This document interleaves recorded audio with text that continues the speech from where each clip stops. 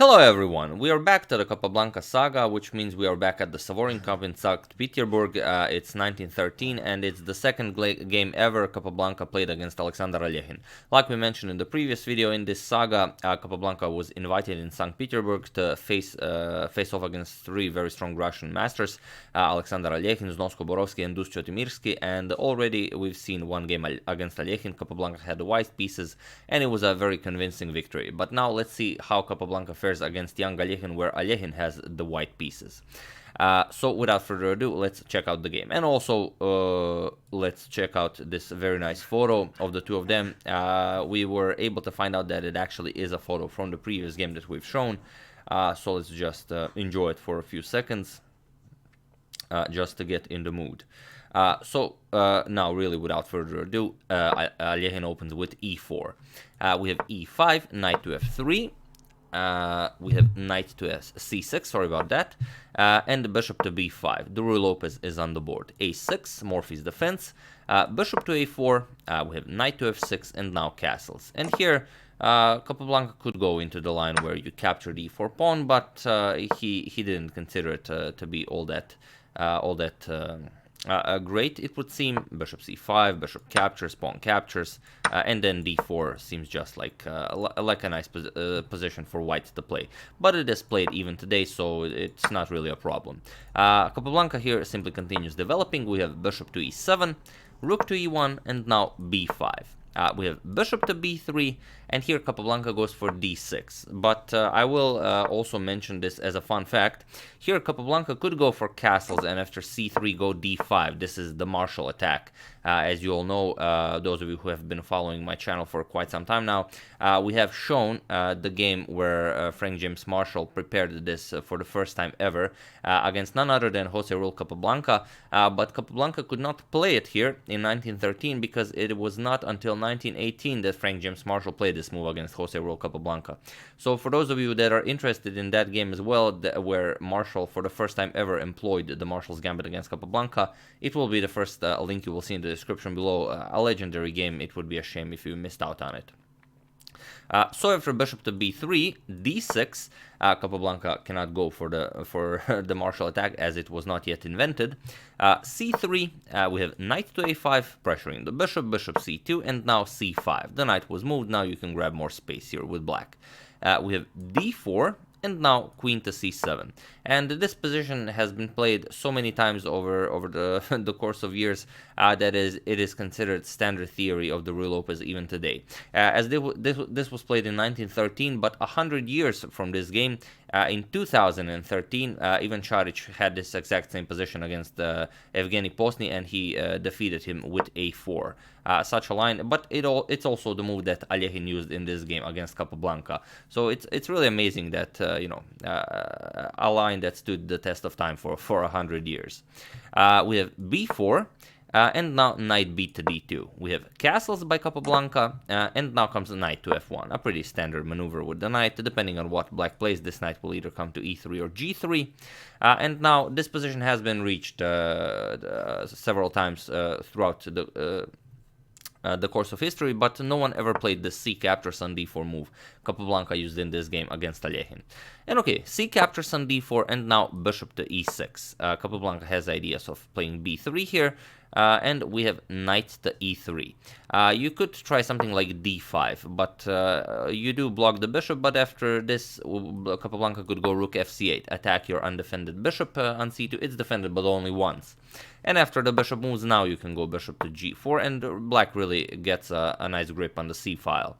So after bishop to e6, first we have knight to e3, now defending the bishop here, and now we have rook 8 to c8. We have bishop to d2, pressuring the b4 pawn, and now comes knight to c4.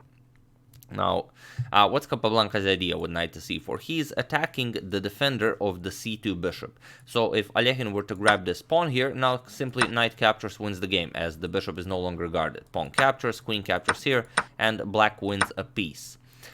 So after knight to c4, we have knight captures on c4, queen captures on c4, and now here the best way to approach this, as your bishop is now definitely under attack, is to simply move it.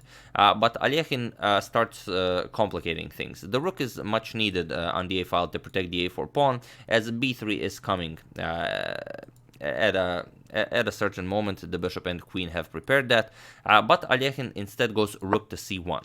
And okay, Capablanca plays b3. He says, okay, I will grab your a4 pawn and I will give up my central pawn.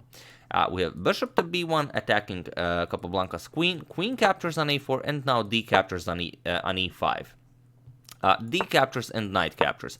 And here Capablanca says, okay, you grabbed my central pawn, but now if you look at the queen side, I have a 2-to-1 advantage considering pawn. So if all the pieces come off the board, it will really mean a lot in the endgame. We have rook captures on c1, bishop captures on c1, and now rook comes to d8 with an attack on the queen. Queen to e2, and now comes h6. Both Capablanca and Alekhine now make some room for their kings to avoid any back rank weaknesses, and the knight and queen are pressuring the e4 pawn. You can play something like f3, it would weaken your king too much, and also you would lose your knight here to this check. So after h6 we have h3, and now comes bishop to c5. Now Capablanca, as Alekhine has a very strong bishop pair here, eyeing Capablanca's king. Capablanca now also is preparing to create a very strong bishop pair here. We have bishop to f4, and now comes knight to d7.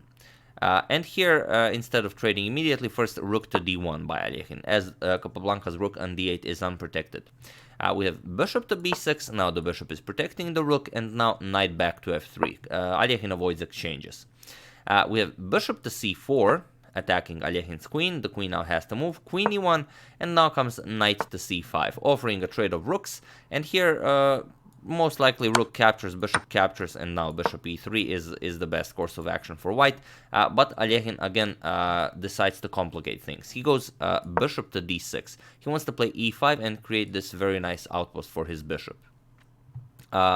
And Capablanca should most likely meet this with bishop to b5, just opening up his queen here, and after e5, now creating this very nice outpost, knight to e6.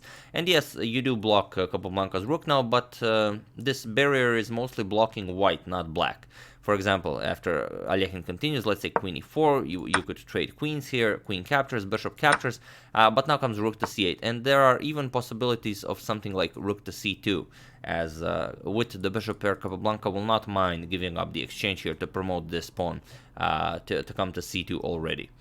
So here, this would have been a possibility, and most likely after this bishop to d6 move, Capablanca would play this, but he found a different plan. Perhaps this complicating matters rubbed off on him, and he decided to complicate matters as well. He played knight to d3, attacking the queen, and also what do you do here? Alekhine finds a very nice refutation. He plays bishop captures on d3, and now comes rook captures on d6. And okay, it's a nice in-between move, but here Alekhine doesn't play the absolute best move. Here Alekhine goes rook to a1 first, attacking Capablanca's queen on a4. But there is one move it seems both of them missed. So feel free to pause the video here and try to find the idea both of them seemingly missed in this position. I'll give you a couple of seconds. For those of you who were able to do it, congratulations, you are an excellent pawn snatcher. And for those of you who just want to enjoy the show, bishop captures on c4 is the idea. Now if queen captures, the rook will capture the rook on d6, so first you have to grab the rook on d1, but now first you grab the pawn on f7, bishop captures on f7 check, you don't allow the queen to capture the bishop just on c4 for free. King captures, and only now queen captures on d1, and now if you count the pawns here, it seems Alekhine is up a pawn, 5-4. Okay, still, you could argue Capablanca has a bishop against a knight and has still this 2-to-1 pawn advantage on the queen side, but I don't think two of them agreed that this would be better for black in any way. So it seems that both of them missed this idea, which is quite awesome. I mean, it's Capablanca playing Alekhine, not likely for either of them to miss something like this. So it might be that that they agreed that this position would not be better for white, even though white is up a pawn. But you know, it's hard to say at this moment. But okay, rook to d6. We have rook to a1 by Alekhine attacking Capablanca's queen. Now comes queen to b5 with a triple attack against the bishop here. Bishop captures, queen captures, and here Alekhine, now in a somewhat inferior position, could still continue playing this with something like e5, but again, it's a difficult position. But here Alekhine played rook back to c1, he attacked Capablanca's queen, but now you are free to pause the video here and try to find the winning idea for Capablanca, which Alekhine, unfortunately for him, missed. Again, I'll give you a couple of seconds. For those of you who were able to do it, congratulations, you are an excellent player. And for those of you who just want to enjoy the show, Alekhine most likely thought that Capablanca would have to move the queen, and then Alekhine would just improve the position of his own queen. But here Capablanca just played queen to c2. And now it's okay, now it becomes obvious that the queen cannot be captured, but it's not so simple why the queen cannot be captured. Because if rook captures, pawn captures, yes, now you are threatening rook to d1 and the game is over. But after knight to d2, blocking both rook d1 and the pawn can still not be promoted, black has bishop to a5. And now after queen to c1, rook captures on d2, you have to protect your passed pawn on c2, the bishop now protects the rook on d2, and now comes king to h2. You don't want to allow rook d1 to come with check. Now, for the time being, rook d1 is not possible because of queen captures on c2. But again, you get bishop to c7 check, and now doesn't really matter what you play. You don't have any pawns to block it with, you would have to block it. Or go back with the king, then lose to rook d1. But now rook captures on f2 check, king to g1, and now bishop back to b6. Threatening some discoveries, and after the king moves yet again, now comes rook to e2. And now again, you don't really have much options here. Either bishop to f2 followed by rook to e1 wins, as you will prepare grabbing of the queen that way, or let's say queen f1, then comes rook d2, and again there's no defense against rook to d1. Either winning the queen or rook d1, and then black will get another queen into the game. So yeah, after queen to c2, things started looking, bleak for Alexander Alekhine. He played king to h2, but it's not much better. Now queen captures on b2, just eliminating this pawn and creating a very strong pass pawn on b3. Alekhine played e5 with bishop captures on f2, now just attacking Alekhine's queen. Queen to f1, and now rook to g6. Now the rook and queen will constantly be pressuring this g2 pawn. We have rook to c8 check, king to h7, and now comes rook to f8, trying to create a pass pawn of his own, but it's much too late for such things. Queen to c2, making room for Capablanca's pass pawn, rook captures on f7, and now b2. Here we have rook to b7, controlling the b1 square with the rook and also with the queen, but now simply bishop to b6, cutting off the rook's defense of the b1 square, as the rook from g6 protects the bishop on b6. We have knight to d2, now knight also guards this square, but there's no point. Capablanca simply captures it. We have e6 by Alekhine, and now comes b1 with the queen. Capablanca brings another queen into the game, and it was in this position on move 42 that Alexander Alekhine resigned the game. Why did he resign? After queen captures here is checkmate, and if you don't capture, then Capablanca has two queens, and that's reason in itself enough to resign the game. But yeah, both the games are very nice. Like we said, in game 1 where Capablanca had the white pieces, a very convincing win. If you haven't seen it, do check it out. And in this game too, really, it's amazing that the line is still being used 100 years from this game. But yeah, Alekhine had a better position in a lot of on a lot of moves, and he definitely had chances.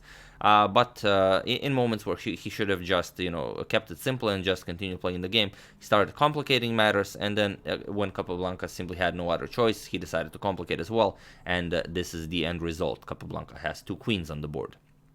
But yeah, definitely an interesting game, and I decided that I will only tell you the results of this cup after the second game against Alexander Alekhine.